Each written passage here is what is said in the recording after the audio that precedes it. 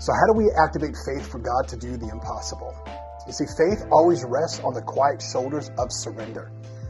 If we want to see God move in our lives, we have to have and remain in a posture of surrender before Him. Hebrews chapter 11 verse 6 says this, "And without faith, it is impossible to please Him. For whoever would draw near to God must believe that He exists and that He rewards those who seek Him." He rewards those who seek Him. So what is faith?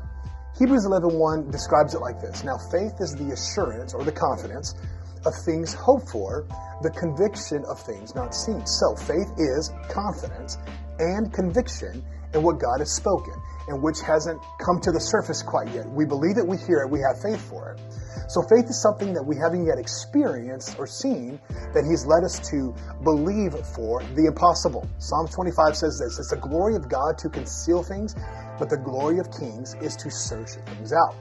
So, how do we activate faith for the impossible things that He's spoken to us and that He's shown us? Well, back to Hebrews chapter 11, verse 6, He says He rewards the impossible to those who, number one, seek Him.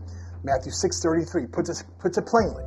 Romans chapter 10, verse 7 says, "So faith comes from hearing, and you can only hear God in the secret place."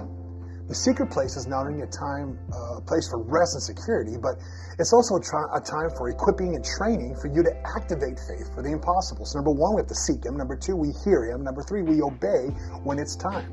He only rewards those who are faithful with more responsibility. And I believe that every believer should have an appetite for the impossible. And if you don't, you should check the distance between your heart and the Father.